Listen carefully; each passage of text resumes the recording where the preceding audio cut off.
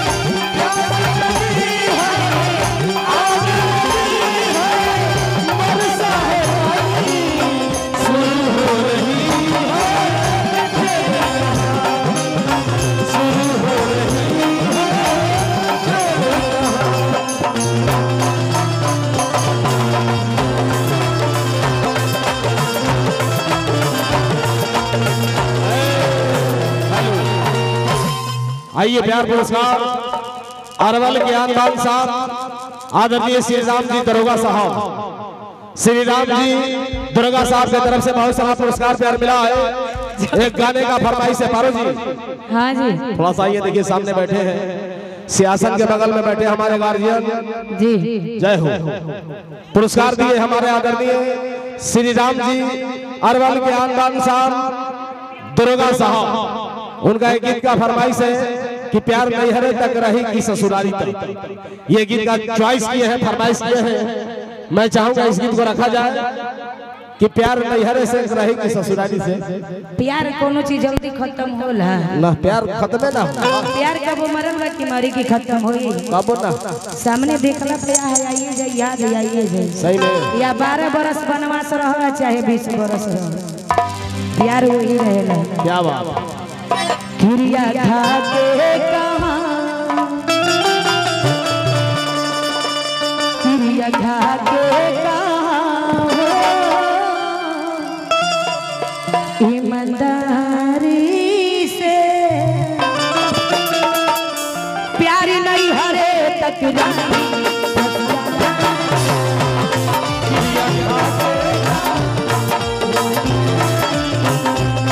Yeah.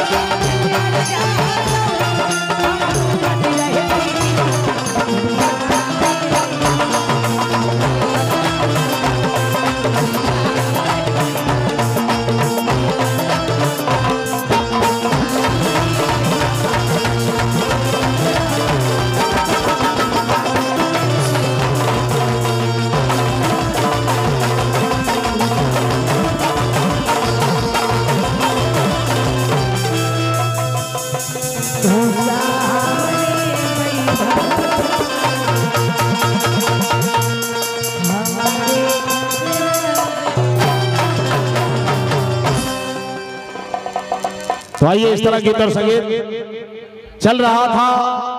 Hello choice, hello फरमाइश। तो आइए इस महफिल से एक और चॉइस आया है। कुछ नौजवान भाइयों का आदेश है रिकॉर्डिंग डांस। हाँ भैया एकदम आपकी बात हमारे माइंड में है, ऐसा बात नहीं है। नहीं, रिकॉर्डिंग डांस का प्रभाव भाई लोग का फरमाइश है। तो मैं चाहूंगा अपने ऑपरेटर महोदय से, मुन्ना जी, साउंड सिस्टम के मालिक मुन्ना जी, नटवार ज्ञानमान साहब, बेहतरीन साउंड मास्टर मुन्ना जी से मैं चाहूंगा कि रिकॉर्डिंग का आगाज किया जाए।